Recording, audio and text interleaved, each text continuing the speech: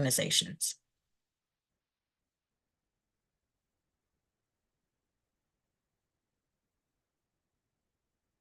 All right. Good evening again, and welcome to the Northside Study Group meeting to hear updates about the Northwest Trail segments 1 through 3. I want to thank you for participating in this virtual public meeting. Again, I am Rashida Williamson, and I am a Community Engagement Manager for the Atlanta BeltLine Incorporated, or ABI, which is the organization responsible for implementing the vision of the Atlanta BeltLine. Now, we have enabled live transcription, and if you would like to view this option, please click Live Transcript at the bottom of your screen to select your preferences. And at this time, I would just like to welcome Councilmember Hillis to welcome us to this virtual space.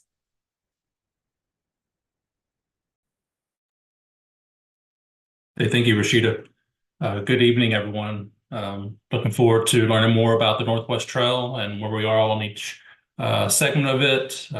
District 9, which I represent, Section 5, Section 4, and then a portion of Section 3. So I know we'll definitely talk about Section 3 today, and also 2 and 1 over in Districts 8 and 7. So just looking forward to learning more about where we are and getting these trails planned and implemented for us all to enjoy. Thank you. Thank you again, Councilmember Hillis. So at this time, I'll just provide an overview of the meeting for the format of tonight. So currently right now, we are joined by 29 people on our Zoom virtual meeting platform. We are also broadcasting live to YouTube. And if you are watching on the Zoom platform or YouTube Live, you can follow along on the agenda at the top of each slide. And if you are listening by phone, I will walk you through the meeting agenda now. So our agenda tonight has opened with a welcome and meeting logistics, and we'll follow this with the audience polling and a Beltline 101. After that, we'll have a presentation about the Northwest Trail segments 1 through 3, followed by questions, comments, and conversation. Now, please do not place any of the questions in the Q&A box until we get to that portion of the agenda. Questions placed in the Q&A box prior to the completion of the presentation will be dismissed to ensure that everyone has the opportunity to hear the presentation without distraction. Dismissed questions can be retrieved in the answer section of the Q&A box and pasted back in the live portion of the Q&A box when the presentation is complete. Now, you may have noticed by now that your line is muted and you will not be able to share your video screen during the meeting. Now, this is just to provide the best listening experience for everyone online. And a recording of this meeting, the presentation, and all other supporting materials will be made available online at www.beltline.org/meetings. And if you're having any technical difficulties during the meeting, please email at engage@atlbeltline.org. And should we encounter any technical difficulties on our end, we appreciate your patience as we sort them out. So before we jump into our design update, we always like to start to get a sense with the virtual room by asking just a few poll questions. And again, as we start the poll, you should see the question pop up on your screen. Now, this feature is not available if you have called in or you're viewing on YouTube, but I will read the questions to the group. So the first question, what neighborhood do you live in? Now, you could be in Peachtree Hills, Brookwood, Colonial, Collier Hills, or North and regular Collier Hills, Ardmore or Brookwood, Loring Heights, Berkeley Park, a Beltline neighborhood in the city of Atlanta not on this list, or a neighborhood in the city of Atlanta still not on this list, or a neighborhood not in the city of Atlanta.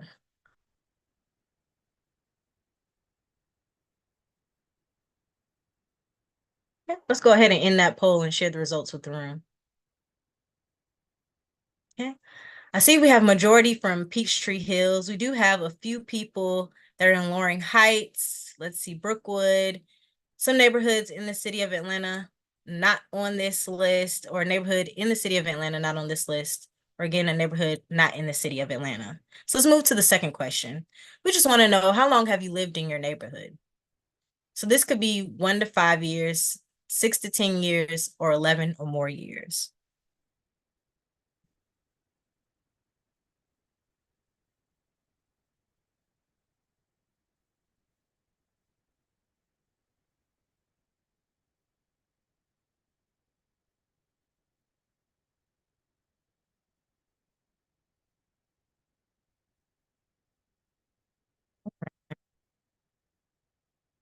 Go ahead and end that poll. We're getting majority of the room. And just to read just some of the results, we do have 14 people in here that have been in their neighborhood for at least 1 to 5 years, 6 with 6 to 10 years, and 11 for 11 or more years. So let's move to the third question. What is your relationship to the Atlanta BeltLine? Now, we like to ask this question just to see how you utilize it as much as possible, or if you're just a resident or someone that's really seeking to learn more about the trail. So you could tell us if you're using the trail, you're a homeowner in a Beltline neighborhood, you rent a home, or you're just a business owner in a Beltline neighborhood, a commercial landlord, a developer, a real estate broker, community activist or advocate, and you're just generally interested in the project. And this is we used to be multiple choice. We do apologize. It is single choice for this evening, but we'll make sure to get that updated for our future meetings.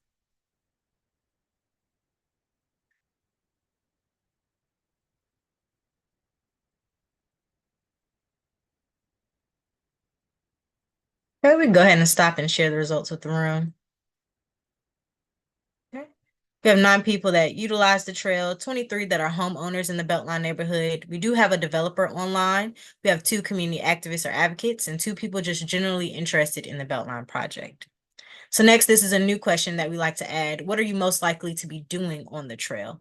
And this is just to collect more data, just to see specifics on how people are utilizing it.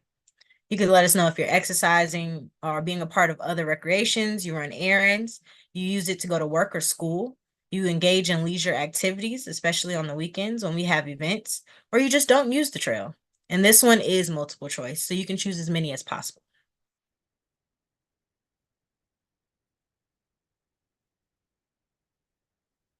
All right, we can go ahead and stop that poll and share the screen. Okay. We have 35 people who use it for exercising or other recreation, 7 who run errands, 7 who use it to go to work and school. We appreciate that. And 24 that engage in leisure activities. So we always like to ask our final question. So if you are a person that repeats these meetings, you'll understand it. But is tonight your first Beltline meeting? We really like to ask that question because normally there is at least one person in the room.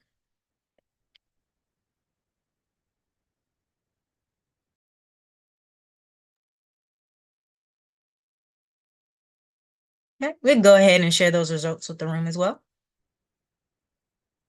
And that is perfect. We do have 5 people in the room that this is their first Beltline meeting and 31 who have said no. So again, between our listeners on the Zoom platform and YouTube Live and phone, there's always at least that one person. Tonight, we luckily have 4. So we like to just run through a Beltline 101. And this is just before we jump into our project overview. So I'm just going to go over in a high level. Again, we always have our vision statement, and it is to be the catalyst for making Atlanta a global beacon for equitable, inclusive, and sustainable city life. Of course, we like to do a walk around as well as we talk about our partnership with MARTA in implementing the light rail transit or 22 miles, also our 1,300 acres of new green space, our 33 miles of multi-use trails, our 5,600 units of affordable workforce housing, $10 billion in economic development, 48,000 in construction jobs, 50,000 in permanent jobs. Also, we have public art, environmental cleanup, and community engagement. Now, all these elements, again, make up our Atlanta Beltline project. But at this time, we're going to focus on our Northwest Trail segments 1 and 3. So I'd like to hand things over to Jay Seaver. He is our senior project manager. Thank you, Rashida. Let's go ahead and get to the next slide there. Welcome everybody to the update tonight for segments 3, 2, and 1. Tonight we're going to be looking at segment 3 and its 30% set. Segment 2 we're at 60%, and segment 1 we're at 90%. As the project manager for the Northwest Corridor, I always like to talk about the whole corridor first. And I've gotten into a habit of I work from the west to the east, so I can give you updates on a couple of the other segments as well to start off the conversation tonight. Segment 5, which is over here on the lower left corner, that segment goes from the existing termination of the west side over to English. Segment 5 is 0.7 miles, and I'm happy to announce that as of 2 days ago, we put segment 5 out for construction. We have construction professionals now bidding on that project. And from that point to shovel in the ground is going to take us about a month and a half to 2 months. We're hoping to be, somewhere in the mid-April, being able to execute the contract, and we can start that segment. So what's great about that is if we're starting to close the gap here, segment 5 going out. Segment 4, that segment goes from English over to Traybird Avenue down by Monday Night Brewery. That segment currently will be presenting that segment in June of this year, and that will all be at 60% design. So we've made a lot of good progress on segment 4. Segment 3, which is one of the segments we're going to be talking about tonight, starts at Traybird Avenue and goes over to the park, Ardmore Park. And segment 3, we're at 30% design.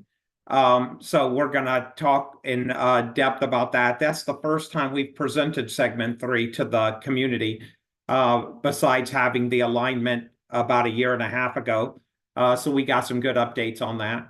Segment 2 goes from the existing Bobby Jones Golf Course over there at Delwood and Colonial Homes, Collier Hills, and it goes down Bennett Street and it goes over to the bottom of the hill at Peachtree Park Drive. We have good updates for that tonight. We're at 60%. And then finally, we're at segment 1, which is at 90% drawings. And we'll be talking in depth about that and how we're getting ready to proceed forward with that. That is at the bottom of Peachtree Park Drive and goes over to Kinsey Court in the Peachtree Hills neighborhood. Next slide. So a lot of times, if you've done one of these presentations with me before, I just dive right into the material. But tonight I wanted to take a step back and talk just for a second, if you'll indulge me on that, just for a second on our project teams. First and foremost, I think ABI would like to thank Pat for their partnership in the design process and the construction process for the Northwest Corridor. They've been instrumental, and they're our program manager. They've not only worked with us on design and construction, but they also worked with us, our real estate team, in helping procure sites for this. They are instrumental to what we're doing. I also wanted to introduce segments 1 and 3. Our design lead is Kaizen, and then you can tell it takes a village to do one of these. And I'm not going to read everybody's name, but I believe a lot of the representatives are on the call tonight. And I just wanted to thank this group of individuals who are really dedicated to what we're doing on the trail. They don't just draw it, they live it. And I'm incredibly impressed with the work I get to present, but the reality is it's their work. Next slide. And then segment 2, what we're going to be talking, this design team, I call them the 1A and 1A team. It's Heath and Lineback is the lead, but Perez Planning is also an instrumental part of what we're doing here on segment 2. And then again, there's a host of consultants, whether it's arborists through survey, geotechnical. There's just a big group of people that put these things together. So again, I want to thank both sets of teams here for what you're about to see. I think you'll be very impressed with the work that they do. Next slide. So tonight we're going to talk first about segment 3. As I said before, I like to work from west to east. So segment 3, let's go to the next slide, which is a blow up of segment 3. Segment 3, in descriptive terms, starts on the west side, west end over there at Traybird Avenue by Monday Night Brewery. It cuts across 1500 Northside. We're going through that property. That's the Myers Carpet property. You might be familiar with that property. It'll travel up the west side of Northside Drive. Before we cross over Northside, we land at ATC, which is Atlanta Technology Center. It travels through that property, goes underneath 75. Once we come out on the north side of 75, we'll go parallel to 75 for a moment before we start heading through what is a concrete swale that gets you over to Ardmore Park, crossing 26th Street. Next slide. So one thing that we did that's different on segment 3, as well as later you'll see on segment 1, is instead of our typical procurement method that I talked about a minute ago on segment 5, where we design the whole thing and then we go out for construction, segment 3 and segment 1 of the Northwest Corridor are very, very difficult. They're intricate and they take a lot of work. So what we decided to do was actually hire our contractor early. And there's many reasons for that. You can point to cost control. But for me, the biggest thing that they bring to the table is that they allow us to do logistics early, so that when we start our construction, we're able to start with some institutional knowledge from the contractor that allows us to get started faster and smarter, and so that we don't have to backtrack once a contractor is hired. They're in the room with us the entire time we design, so that they can provide constructive feedback and costing information in real time. So tonight on segment 3, we have selected, and I'm happy to say that we have selected Astra for our construction manager on this project. Samir, Nazi, and Matt will be leading the charge on segment 3. And everything you see tonight, they've been working with us hand in hand. Next slide.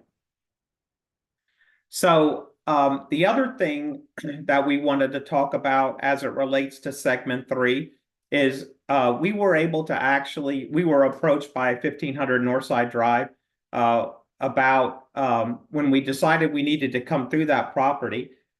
They asked, because they were getting ready to do some redevelopment on their own, is there a way that we could expedite that small section, what we call phase 1 of the segment 3, so that we could actually get the trail in and open up the land for them so that they could redevelop right behind us. Typically, that's not something that we do as a rule, but the fact of the matter is, as we work through segment 3, having access to land early is intriguing to us and was important. Plus, in this particular section, it did provide a connection that's not currently available. So segment 3, we're going to actually expedite phase 1, and we'll talk about the schedule of this piece. But the good news is that we're talking about being able to get under construction in March or April of this year for this piece of the puzzle. And beginning here at Traybert down by Monday Night Brewery, we would be entering in 1500 Northside property, and we would be traveling up next to their existing road and then we would go heading east between the existing Northside Myers Carpet building and the extra storage building there. And then we would start heading our way down Northside Drive.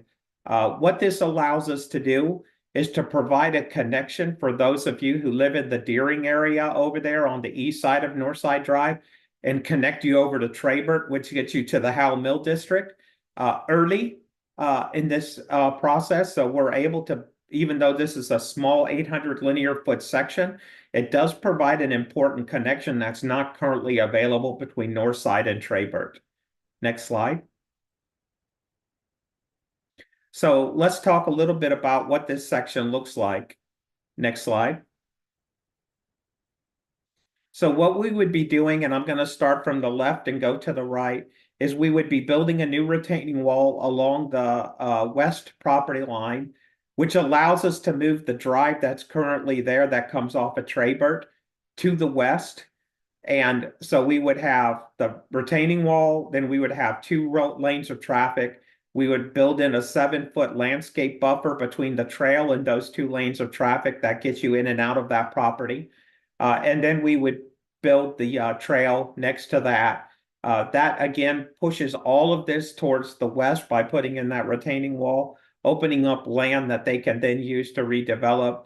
I'd also like to point out that that 14-foot trail width is our standard typology. So we're able to build the trail in a fashion that you're used to today. Next slide.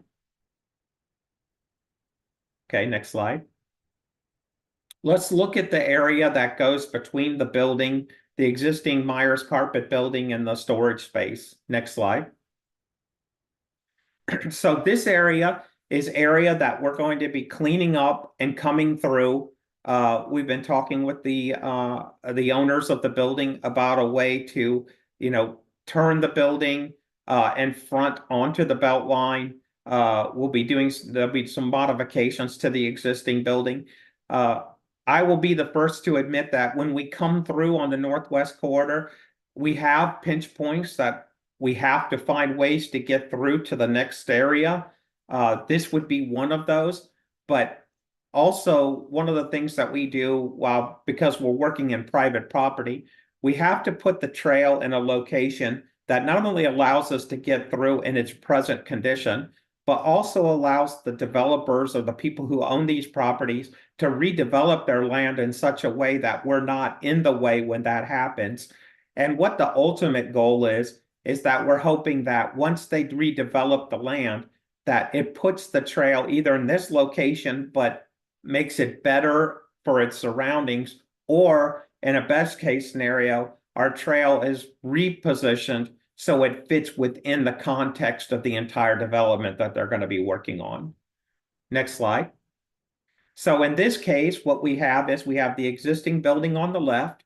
We have a 6-foot landscape buffer between the trail and the building. Again, we're able to get our typology of 14-foot trail width and then create a landscape area on the other side next to the existing retaining wall. We're hoping that that the building opens up to the trail. We're hoping that the building can maybe have a mural on it. We're talking about lighting, specialty lighting. We're talking about a lot of ideas to make this even better than what we are currently showing. Next slide. So once we leave the Myers Carpet 1500 property, which is on the lower left, go back there. Once we leave the Myers Carpet on the lower left, what we're going to be doing is we're traveling up the west side of Northside Drive, and we're currently planning to cross Northside Drive with a 260-foot trail bridge. We don't have the design of that bridge yet. We're working on it, and we'll be presenting that in the 60% set. But we did traffic studies, pedestrian studies, volumes, safety. And the final answer that we came up with was that Northside Drive was just not a road that we could cross at grade safely. Right now, again, our plan is to create this bridge that will travel across it, going from solid waste management on the west side, and it would land next to Renew Midtown in an unused area over there. And then what you would do is you would come off the bridge. You could connect to Northside Circle. You would spin down to get back down to grade and then start to head towards ATC. What we're planning on doing is traveling on the south side of the ATC existing drive so that we can start heading back towards I-75. Next slide. Once you get to the back of the ATC property, which is these buildings here in a U shape, we would continue on the south side of their entry drive until we cross into the courtyard that's in the middle of those U-shaped buildings into a really nice green space back there before you exit the ATC property towards I-75, shooting between those two existing buildings, and then starting to travel towards the CSX underpass. We go underneath I-75. We come out on the north side of I-75, paralleling 75 for a moment before you get down to the concrete swale channel. And we would then go elevated in the channel that would split between IMT Buckhead and City Park Townhomes. We hit the 26th Street Bridge before we go elevated again. Next slide. Once we get on the other side of 26th Street Bridge, we're still elevated as we continue down that swale until we hit Tanyard Creek, the Tanyard Creek Park, where we swoop in and connect to the existing BeltLine trail that travels through the park. Next slide. Here's going to be on the next slide is an image of the channel Next slide. So this is the existing condition of the channel itself, and there's the 26th Street Bridge there in the background. Next slide. And this is an image. This is looking north towards the park. We're traveling on the west side of the channel until we get on the other side of the bridge, and then we swoop over to the east side of the channel, and then we travel back to the park. Next slide. So on segment 3, upcoming milestones, we're continuing to work with key stakeholders. I can't express too much or overexpress how this section itself goes through so many properties. These are very, very, very difficult real estate transactions. That's why we're at 30% on segment 3. It is a lot of upfront work before we were able to even come here tonight to talk about the 30% with some certainty that we could get this alignment to work. I think we're at that point now. That's why we're here tonight. 60% design review community meeting will be in Q3 of this year with the construction start. We're still not ready to pin down a construction start on this segment, unfortunately, because of the intricacy of the real estate. Plus, I wanted to mention, we hit the trifecta in this segment too, with different permits that we have to have. We have to go through CSX, we go through EPD, we go through GDOT. We're also working with Watershed as we travel through that channel. And then again, the head of real estate would kill me if I didn't talk about the involvement that it takes to get all of these property owners together so that we can get through this segment. Next slide. But I did want to reiterate that we are going to tackle that phase 1 section over there at 1500. We're going for that section would be starting construction here, hopefully towards the end of March. And it will take us into Q3 to get the first phase of that done. And then what would happen is they want to do some redevelopment of the building. There's a 2-stage phasing plan for that property. They want to get some work done, so we would disappear for a moment before we come back in 2025 and actually pave the trail, put in the lights, and do the cameras. And again, that is for that 800-foot section over at Myers Carpet. Next slide. So that is segment 3, and again, we're going to go through all segments, and then we'll open up the Q&A for all 3 segments at one time. So next thing we're going to talk about is Northwest Trail segment 2, which we're at 60% design. Next slide. So segment 2. For those of you that aren't familiar with that segment, again, we pick up at Bobby Jones Golf Course there on the southeast corner. There's the existing trail over there. We travel through the Colliers Hill neighborhood and Colonial Homes. We come back and we go down and get over to Bennett Street.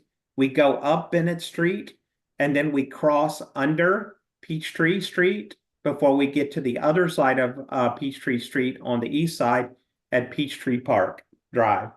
Next slide. So let's talk about, again, west to east. Let's talk about this connection to the existing trail over at Bobby Jones and the intersection over there.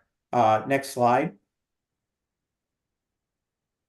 So the intersection, one of the first things that we did, probably over a year ago, is we met with a couple of representatives from the community over there, the Colliers Hill Neighborhood Association, and we talked about this intersection that you see where you've got Delwood, Gulfview, and South Colonial Homes. And this intersection has been somewhat problematic for a long time now, and so they wanted us to talk about this one, because they knew this was going to be our crossing for the BeltLine, which you see is the C backward C shape there at the park. They knew that not only do they have a problematic intersection here, but we were going to be introducing pedestrians into this as well. What you see here as an existing condition is something that we call an offset intersection, where it's four roads, technically four roads coming into an intersection, but they don't align. Not one street aligns in this section. So those can be confusing, and they are, as I said, problematic. Next slide. So as you can see, the current stop bars are located, I don't want to say haphazardly, but they definitely are confusing. And people can't figure out who has the right of way when you come to this intersection because of the way it's done. And also, there's a yield condition coming off one of the side streets, and there's like an unbelievable amount of pavement in this area, which causes people to not understand what is two-way, what's one-way, those kind of things. So we went to look at this intersection holistically, along with the crossing that we were going to introduce. Next slide. So by reconfiguring this intersection to look like this, we felt like that this was going to provide the best opportunity to try to bring some semblance of order to it. So the basic premise is, and the big move is that Delwood going north on the South Colonial Homes going north would be a nonstop intersection. That it's you come through here and you reduce the amount of decision points for stopping. So Delwood going into South Colonial Home, onto the northbound South Colonial Homes, or vice versa, would not have a stop except for at the BeltLine where it crosses, would be stop for pedestrians. We would introduce a raised crossing there as well for the crossing itself, which is a calming device, a slow down device. But then what we're going to do is introduce stop coming from Gulfview and coming from South Colonial Homes, which is coming also in from the right-hand side. So those would be a stop. So the only those two would be the only ones that stop on the way through. There's a similar condition to this right by my house, and they chose to do it differently with still introducing the four-way stop, and it's constantly a problem. So what we feel like is that this is a solution that's going to work. The good news is that by separating Gulfview and then taking Colonial Home Circle from the right and separating them more than they are today and reducing the pavement and radiuses going into those, we feel like if for some reason that the four-way intersection is needed, we put in the bones that by adding 2 additional stop signs, it could be changed later on, but we feel pretty confident that this is a good solution.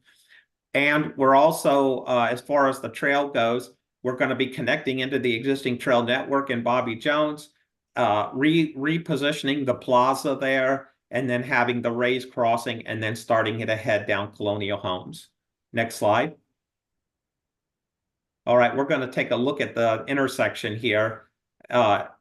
So where we're standing is we're standing by Colonial Homes. We're up a little bit so you can see everything. Bobby Jones is in the background. That car that you see in the upper left is coming off of Gulfview. The road is coming Delwood on the left and South Colonial Homes going off to the right. You can see again, one of the things that really shows in this image is the amount of pavement and why people have struggles trying to figure out who has the right of way in this. Next slide. So this is the after, where you've got the South Colonial Homes has been reduced to the single lane, as it's already a one-way. So we're right sizing the asphalt there. You can see the raised crossing for the BeltLine. You can see the stop bars and how they're rationalized with the location of the crossings. And it just is a simplification of the intersection. Well, I think we'll go miles to making this work properly. Next slide. So this is a cross section of the existing South Colonial Homes by Colonial Homes. Right now, an existing condition working left to right is we've got a 6-foot sidewalk, a 6-foot median, an 18.5-foot oversized single travel lane one way. We've got on-street parking 8 feet, and we got a 5-foot sidewalk. So we're looking at modifying this road profile to the next slide, to maintaining this existing 6-foot sidewalk and 6-foot median, reducing the lanes down to the lane down to 12 feet, introducing a 6-foot buffer between the traffic lane and the belt line, 14-foot typology. I think you're going to get used to seeing that. And that allows us to put this trail in this position without having to go in the stream buffer that's on the right-hand side. Next slide. Once you leave being parallel to South Colonial Homes and you start heading to the next destination, which is heading towards Bennett Street, we're going through the rear of the Bennett Street properties over there. And we're fitting the trail in the green space that's just west of the existing parking lot. Next slide. So here comes a cross section of that. Next slide. As you can see, there's a creek down there at the bottom of the hill, and then there's a plateau of green, and then the existing parking lot is up there on the right. Next slide. So what you have here is you have the creek. We're out of its stream buffers.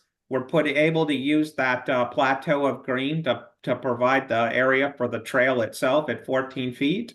And then we have the existing parking lot that's unchanged. Next slide. So now the next section that we're going to talk about is Bennett Street.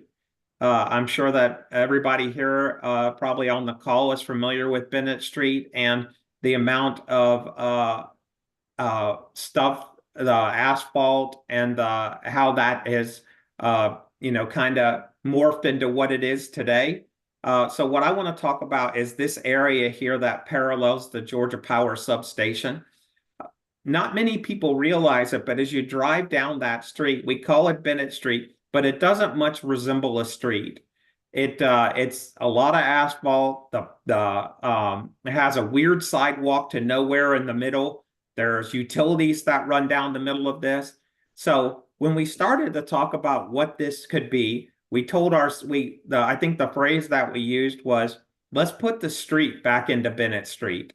Let's do something that's beyond just the idea of what the trail is and try to take Bennett Street and give it an identity. So go to the next slide, please.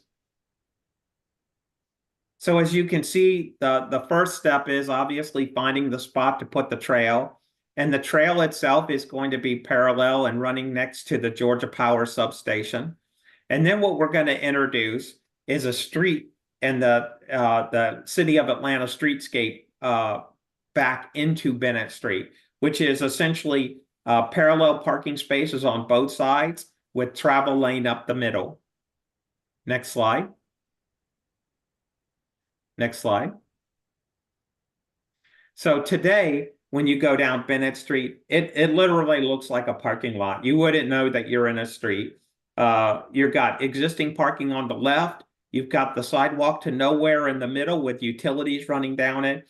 And then you've got what is classified as Bennett Street, which is a drive aisle with perpendicular parking spaces. Next slide. So we would reconfigure this area to have the sidewalk. We would have on-street parking. We would have 2 lanes of traffic, on-street parking. We're able to get in a 6-foot buffer next to the trail between the parking and the trail, and then introduce the trail next to the substation. Next slide. This is an image of the existing condition down Bennett Street. Again, it looks like a parking lot. Next slide. I think we went backwards. There we go.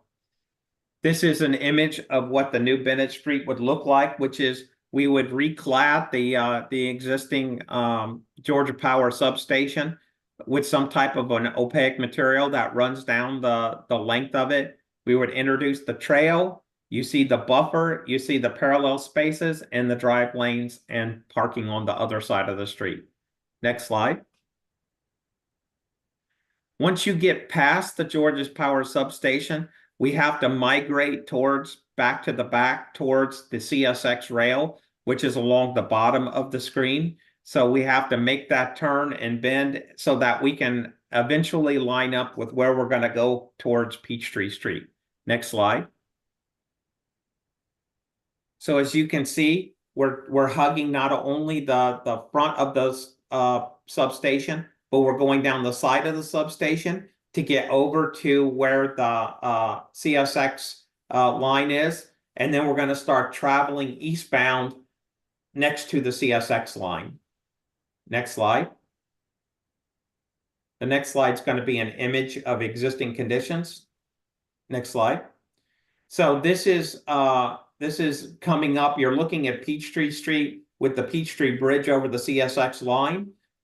This is the nightclub that's there on Bennett Street with its indoor-outdoor function here on the back. Next slide. And this is an image that shows how we're going to get underneath Peachtree Street. So as I announced, I think in the 30% set, we have entered into an agreement with GDOT that when the bridge is replaced, which is supposed to start in 2026, that they would add an extra bay into the bridge design that allows us to go underneath Peachtree and get to the east side of Peachtree. Again, this is the big driver in the schedule of this segment is the bridge replacement. But this is the plan on how to get, and I know that that's been a big topic of conversation, is how we're crossing Peachtree. Next slide.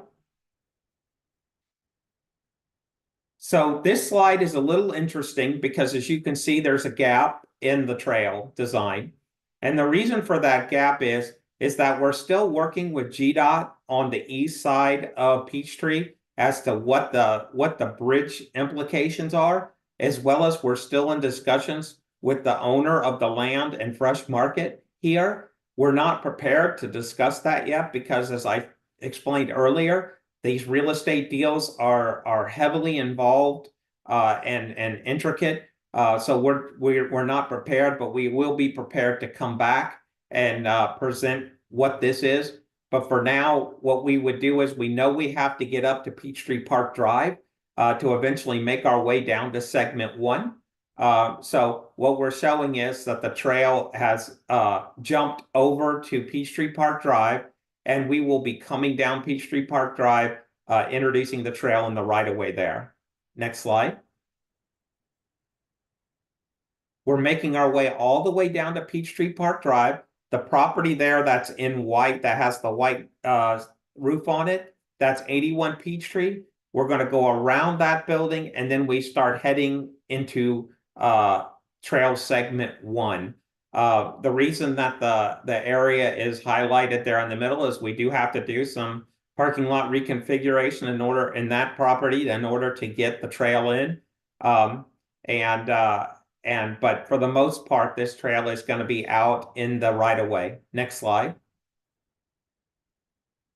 So this is the existing cross section through Peachtree Park Drive. We start with the sidewalk on the left-hand side. Then we have 2 lanes of traffic. We have an 8-foot on-street parking, unmarked parking. It's being used as on-street parking. It's not technically on-street parking, but that's how it's used. And a 10-foot grass median. Next slide. So what we would be doing in order to get into the right-of-way is we would maintain that sidewalk on the left-hand side. We would have 2 lanes of traffic. We would remove the pseudo on-street parking on this street. We would then introduce a 6-foot buffer between the trail and the drive lanes. And then we still have room for a 2-foot buffer and the parking lots of the existing buildings that run down Peachtree Park Drive. Next slide. So the milestones in the schedule for segment 2 is we have 100% issue for permit, which is in Q4. And construction, again, on this one is to be determined, because what we're trying to do is we're trying to align our schedule with GDOT's replacement for the bridge. But I will say that we are discussing the ability to go ahead and build on both sides of Peachtree. We're studying that now on the to put in the part along Peachtree Park Drive and also down at Bennett Street. But what we want to do is a big part of that study is making sure that if we do that and there is a gap in the trail, that there's a logical way to get people from end to end in the interim until the bridge crossing is there. Next slide. So finally, we're at Northwest Trail Segment 1. Trail Segment 1, let's go to the next slide. It's a blow up. Trail Segment 1 goes from that 81 Peachtree Park Drive, which is at the front end of Peachtree Park Apartments. We cut through Peachtree Park Apartments. We go across Peachtree Creek. We get into the Greenway over there, and then we head over to Peachtree Hills and Kinsey Court, which we will then meet up with the Northeast Trail Segment 3. Next slide. Just like Segment 1, Segment 3 is also very intricate. And on the call tonight, we have Reeves Young, who has been selected as our construction partners on Segment 1. Again, they've been instrumental in getting us to this point that we're able to, get ahead of the game with our logistics. This section over here is very involved as we go through the apartment complex. And also, we wanted to get feedback on our plans for the Greenway and our light touch approach over there. So Reeves Young and Brad and Matt and Brian will be the leads on this project. Next slide. So one of the things I talked about over in Segment 3 was one of the things that we needed help with is really to talk about as it relates to the west side of the Peachtree Creek and the apartment complex is the logistics plans. And Reeves has been instrumental in helping us come up with logistics plans as we try to determine how to build this and impact the residents in the apartment complex as little as possible, and come up with a way that we just didn't walk in day one and tear up everything. So it's a step-by-step process that allows us to move through the apartment complex and affect only small areas at a time. So this is an example of a logistics plan where we're introducing in temporary roads, we're introducing in temporary parking, lay down areas for construction.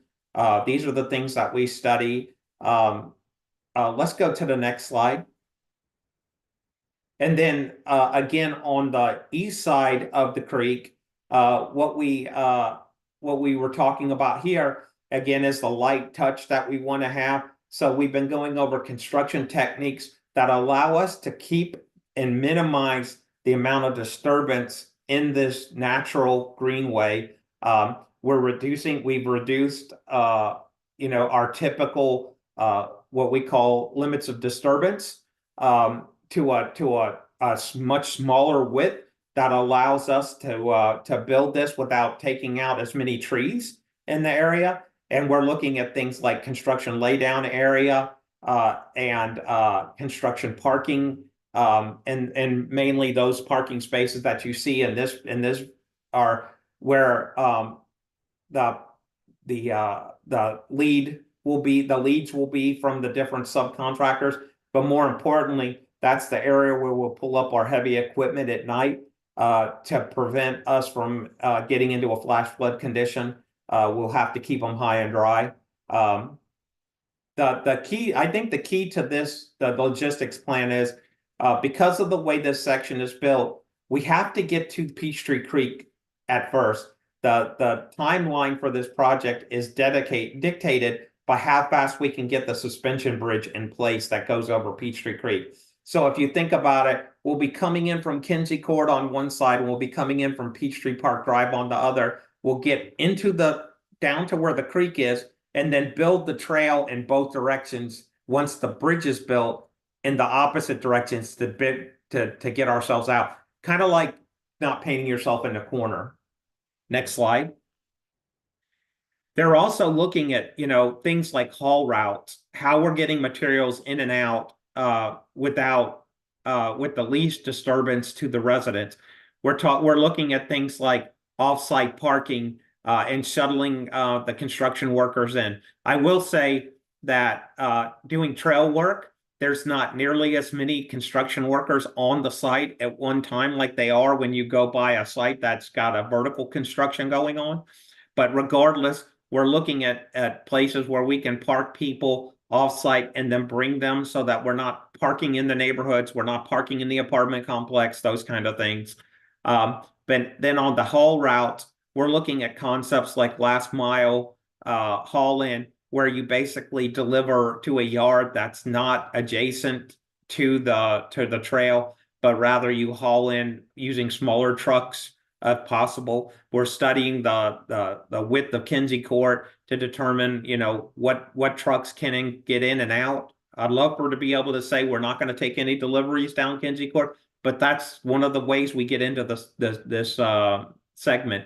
So it is what it is there, but we're studying it and trying to find the best option in this case. Next slide.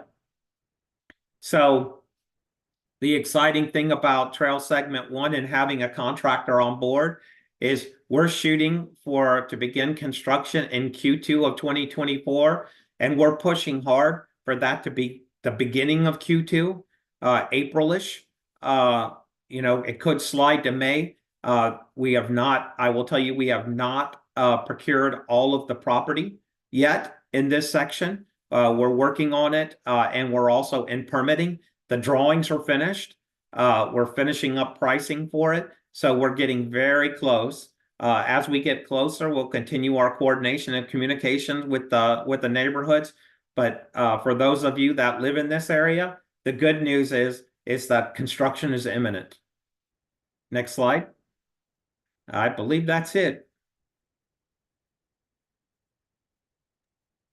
Thank you, Jay, for that presentation. We really do appreciate that. That was a lot of information. And as stated in the beginning of the meeting, we will answer as many live questions as time permits. Now, we may not be able to address every single question, but if we do not get to your question, we will follow up with a written document addressing it. The turnaround time for this document will be based on the number of unanswered questions. And our audience, again, is made up of Zoom online, phone attendees, as well as YouTube live attendees. So let's briefly just go over how you can contribute to the conversation. If you are a phone attendee and you would like to speak, please press *9 on your telephone keypad to raise your hand. And a member of our team will open your line when it is your turn, and your phone will prompt you to press *6 to unmute yourself. For our online attendees, you can submit a response at any time in the Q&A box. In addition, you can upvote a response by clicking the thumbs up icon. And the raise your hand feature is also available to all Zoom participants. However, we still will prioritize our phone attendees. Lastly, if you're participating in YouTube Live, please feel free to participate in the comments section. Someone from our staff will address your questions or elevate them to the larger group if you are unable to do so. And once your question has been added to the Zoom Q&A, other attendees can upvote it as well. So let's get started. Right now, currently, I see I have no questions at this time. Oh, perfect and on time. We have 4 questions coming in. I really do appreciate this. So our first question, what safety improvements will be implemented at the north side and Deering intersection? There's currently not a crosswalk on the north side of the intersection. So currently someone coming down Deering will have to do 3 crossings to get to the trail. Will there be a raised crosswalk? So there will not be a raised crosswalk in that area. I do know that GDOT is currently working on multiple intersections through that area because we've been coordinating with them on power, with Georgia Power, and where their masts are going to be for their lights. What we did in that section, however, is we recognized that there's only a single crossing at Deering, and it is on the south side. So we've aligned our sidewalk that attaches to Northside Drive to the south side. If by chance they come in and add one on the north side, then we can look at doing another sidewalk on the north side. But as it stands right now, we're connecting to what's out there, and we're flexible as that moves on. We can't, though. The BeltLine is not going to be able to do anything to the intersection. That all has to. That's a GDOT intersection, and they have to be responsible for it. All right. With that being said, Jay, we kind of had a similar question from Sarah asking about that intersection with Deering Road and Northside Drive. She was asking if there could be 4 actual crosswalks in that intersection. Yeah, what I would do is I would reach out to GDOT because they are doing intersection improvements there. I honestly, I thought that there was one on the north side, and then I was corrected by my teammates. We did Google Earth, and we looked at it, and sure enough, it's only on the south side. I would reach out to GDOT and continue to press that with them to see if they can put another crosswalk on there. And then what we'll do, Sarah, is actually we'll provide a point of contact for you in the Q&A report when we upload it, so you can know who to reach out to for GDOT. I'm going to move to the second question from, the third question from David. The looping nature of the ramp at Northside Drive adds a lot of inefficiency to travel time and distance along the BeltLine. Why not consider an option to ramp over a longer horizontal distance at the BeltLine as the BeltLine passes the Atlanta Technology Center? This wouldn't require a freeway style ramp at the intersection and would be more efficient for trail users. Yes, we actually did look at that, David, and we presented that to the property owners. But again, one of the things that we have to do in these sections when you're working with the individual property owners is that we have to respect their opinions as well, because it is their property, and they were completely against having an elevated trail as it passed through Atlanta Technology Center. One of the reasons is because they felt like it was going to be disassociate their property with the trail itself. The more you can get the trail to be at the same level as the property, the more interaction you have with the property. But just like if we were to come to anybody's backyard and we were saying we're going to come across your property, we want to respect what your needs are too, and they were against having that. We do feel like that the circle exit off of the bridge, while it is a little more inefficient, has been designed where it's going to be it should be fine. All right, our next question. Can you describe some of the pinch points the team has had to work around with these 3 segments? I'm trying to think. One of the things that we've talked about continually on this project in the Northwest is not reducing typology anywhere along the trail. I think that the only place I can think of that we have a little bit narrower section than 14 feet, maybe over by the George Power substation. But I want to think that that's 14. Can any of the team members on here? I know where, over in Peachtree Park Apartments, where we're next to the CSX line and we're paralleling their entry drive.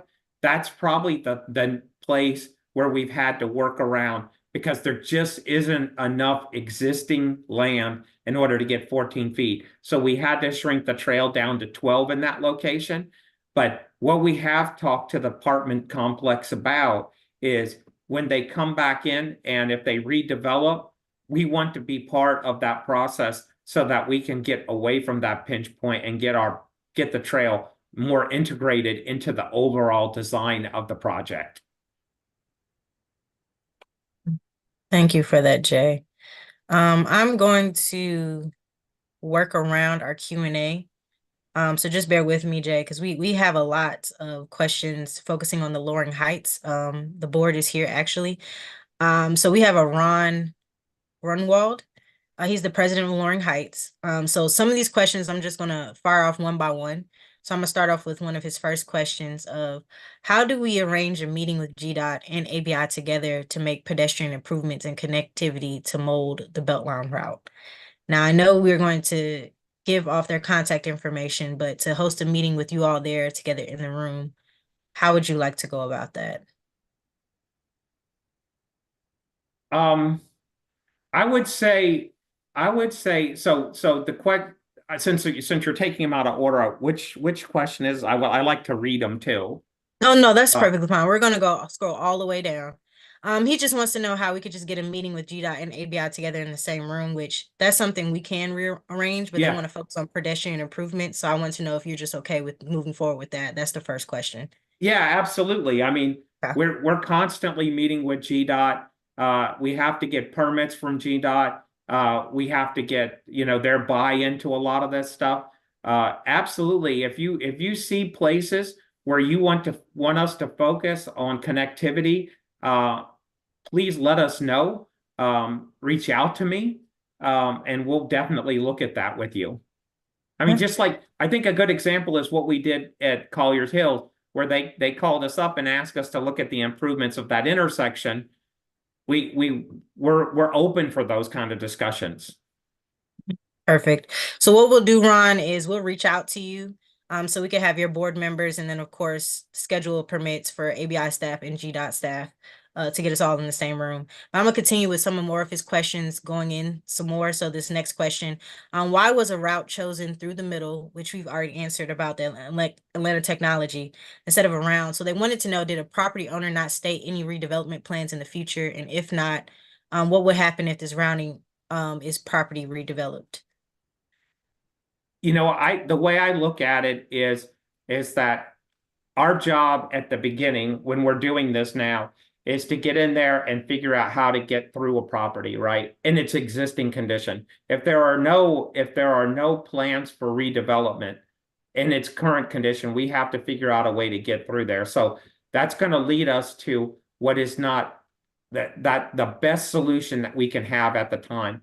We do believe in the Northwest segment, because we're not in the rail corridor, that as properties get redeveloped, these property owners have all told us that they want to realign the belt line in a position in their properties that will be integrated into the redevelopment. So right now, we're trying to hug the sides of development so that we're not in their way and we can keep the trail open during a redevelopment opportunity. But at the end of the day, we do believe, and Atlanta Technology has told us this, that they believe that the final location of the trail, when they're finished, if they do a redevelopment there, will be more integrated into the development itself. Thank you for that. And then I'm going to go for one more question. This is all the way back up at the top. This is from David. He's referring to the Loring Heights neighborhood master plan as it calls for connections to the Beltline from Haskell Road and Still Drive. Currently, the Loring Heights neighborhood is disconnected from this area, again, around Atlanta Technology Center, and the only walking route to the Beltline would be along Northside Drive. Is the team aware of these connections? If so, are there any plans to create these connections? Right now, there's no plans to create additional connections, but we would love to have that discussion, and you guys can present those, what's in the master plan to us. What we're focused on right now is getting the 22-mile loop in, and improving right at the belt line if we have the opportunity to do that. And then future connections are being studied all the time. Where on my west side section, we're talking about connections to Bankhead MARTA. We're talking about different things. It's just not we just don't have the funding in place for additional connections like that yet. And our focus is getting the 22 miles in.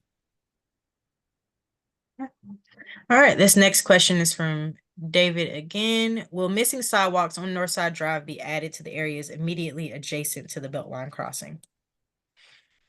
Yes, David. We are in conversation with GDOT and along North Side, because even though we've taken the idea of going vertical and making the north side connection vertical above grade.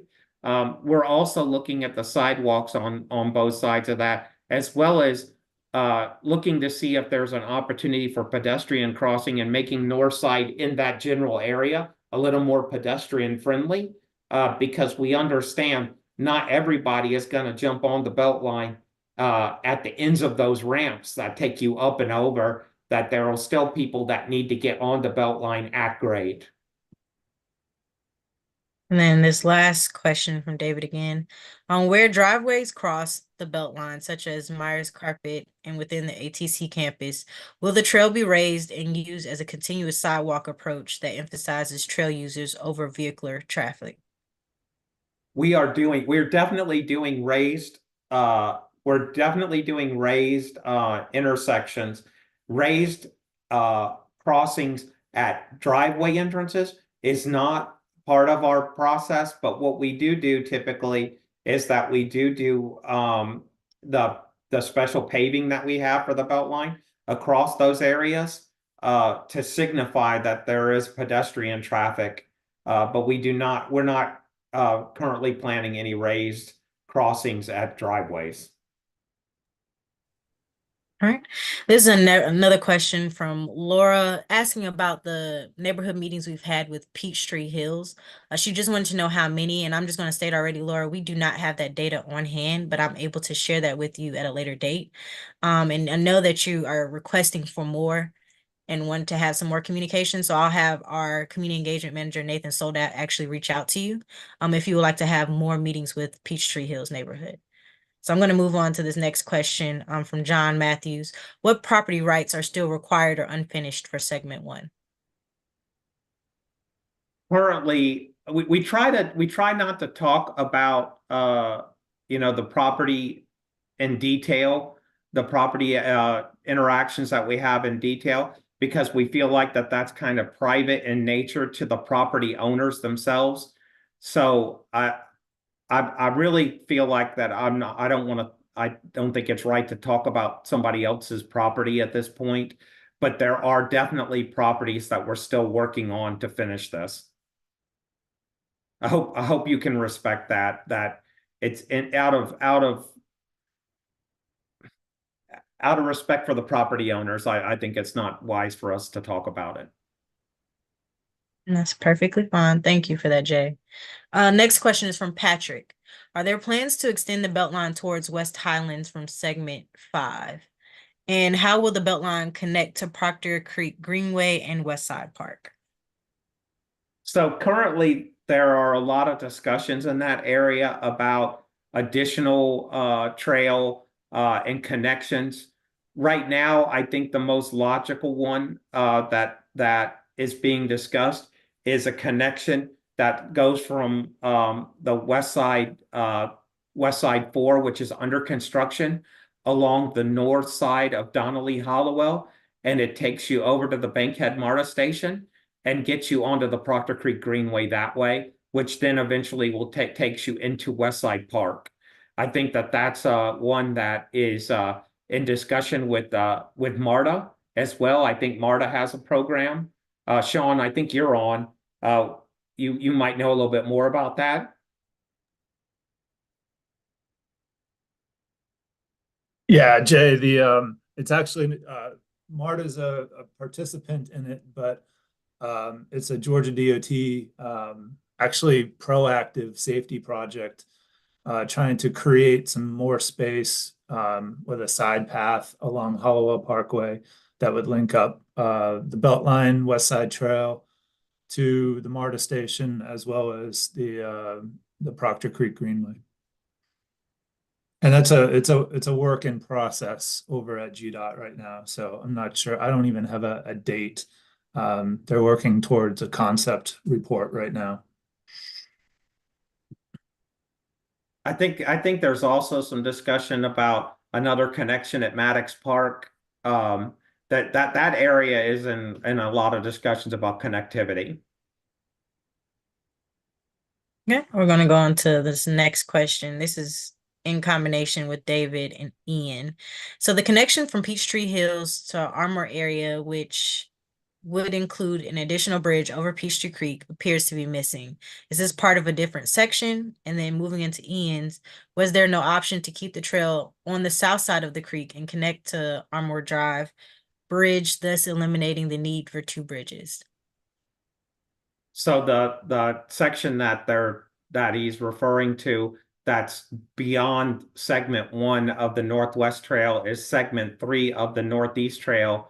And Sean is the project manager on that one. Sean, do you want to, and you also probably are best to answer the other question too about alignment, because that was before my time. Yeah, that's fine. So what Jay just said is accurate, that the connection between Kinsey Court back towards Armor Otley is the Northeast Trail, segment 3, and the connector trails associated with it. So that gets at the first question. And then in terms of constrained design, I have never had more, let's go with air quotes and say fun, trying to figure out how to wiggle my way through this part of town. And we've got constraints from 3 railroads, that's Norfolk Southern, CSX, excuse me, and MARTA, plus Georgia DOT, plus Georgia Power. And then you get into the regulatory elements of the U.S. Army Corps of Engineers, EPA, watershed management. So there's a ton of stuff in terms of what we could and could not do that focused us to the solution that we came up with. So there was not really an option to keep the trail on the south side because of so many other things that are dictating alignment. Thank you for that, Sean and Jay. This next question is from Stuart. On slide 57, Northeast Trail segment 3 is listed as in design. Do you know the status of that segment? And will we expect it to open around the same time as Northwest Trail segment 1? So segment 3, the balance of segment 3 outside of the phase 1 work that we talked about in detail today, is currently at 30% design. That's what we're here to take today. And we are looking at ways to break up segment 3 to try to build more pieces as we go. But right now, we're not prepared to say when it's going to go under construction. It will not deliver at the same time as segment 1 for sure. What we're working through is we're working through property ownership. We're working through all of those and the permitting. I mentioned segment 3 has CSX, EPD, GDOT, watershed. All of those are long running permit things that we have to go through.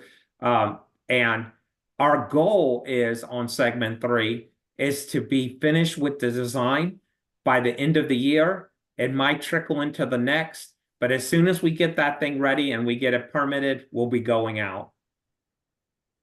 Thank you. Hey, This Jay, next, just to put on, if I could, Yeah. because the question was written as Northeast, but I think it was intended to say Northwest, which is the question you answered. So I just wanted to make sure everybody was on the same sheet of music there.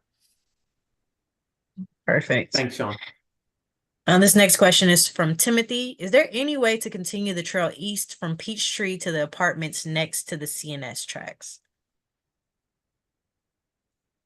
I'm actually not familiar with that, where that would be. The only thing I can say is the alignment as it stands today is it's what's funded and what's designed. That's our focus. Additional routes, additional approaches, all those things hopefully will come into play at a different time. But our focus is on getting the 22 miles in its current configuration built. Thank you for that. Okay, this next question is from Jason. What are the biggest outstanding risks to finishing the Northwest segment on time? Well, Jason, I would say that failure is not an option. That we've got the teams in place, we've got the work, the people doing the work. to get this done. The momentum is there to finish. I'm not going to say, I mean, if I was to pick one, I would say, the thing that surprises me how long it takes, but not now that I'm in the middle of it, is the real estate side. Is very, very difficult. And but failure is not an option, and 2030 is our deadline. I like the way you phrased that. All right, this next question is from Laura. She says, Jay, I really appreciate the consideration you've given to minimize the riprap on segment 1, but is there any way to reduce it more? Per the plans, the elevated path will be 18 feet wide instead of the 14 feet wide. That's correct.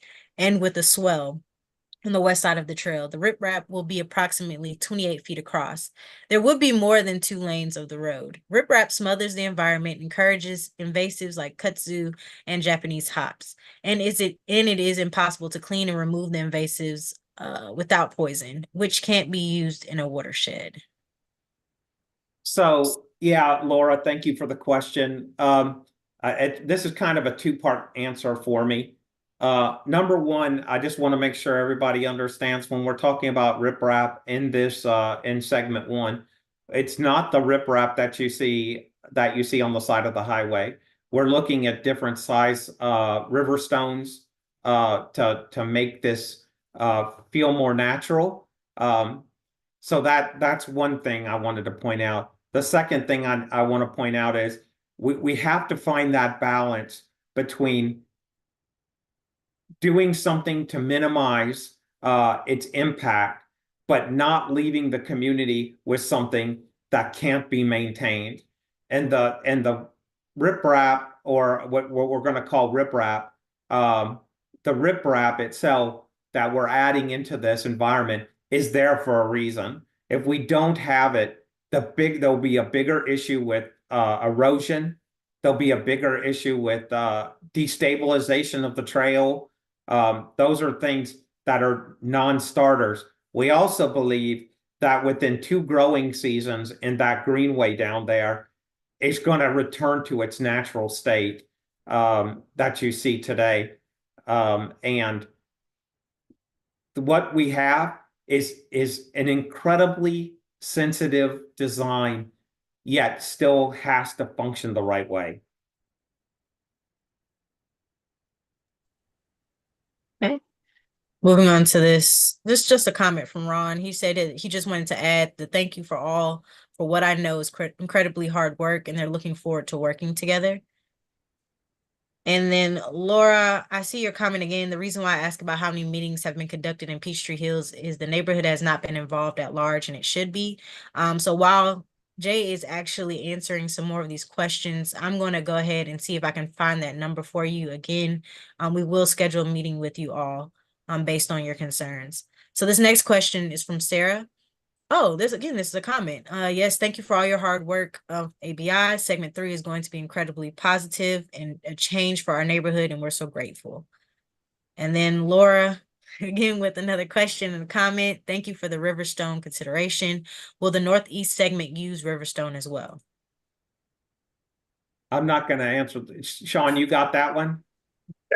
Yeah, we'll take a look at that, Laura.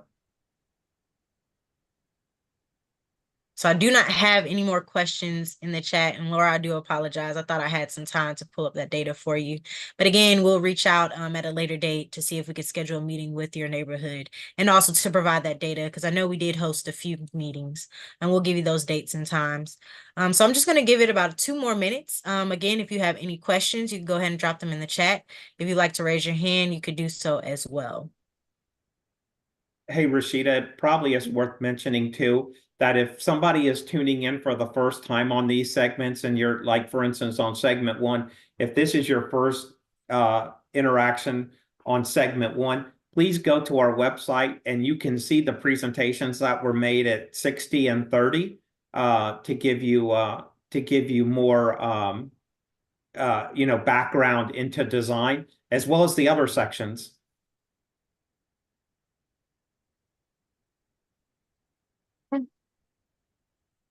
Oh, thank you for adding that.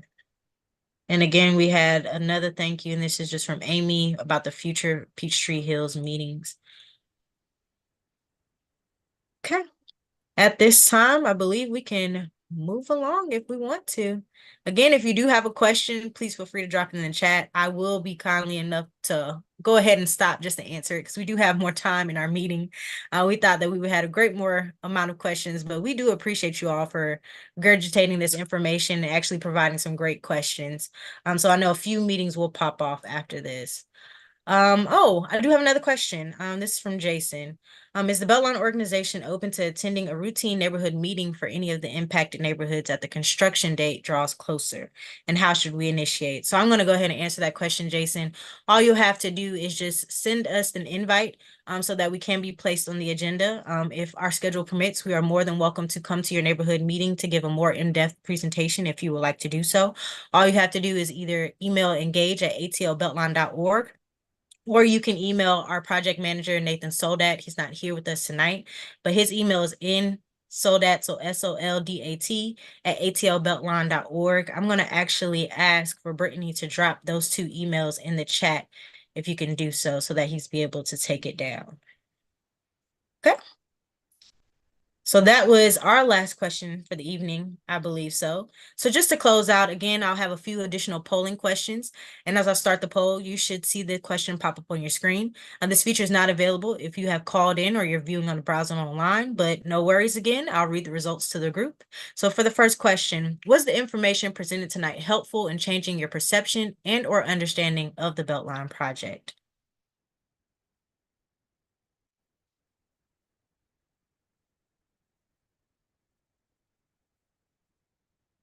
Okay, we can go ahead and close out the poll and share the results with the room. Okay, I have 20 people who have said yes, one that has says no, and one with no opinion. We can move along to the last and final poll question. Always asking, did you learn something new after you have left our meeting for tonight?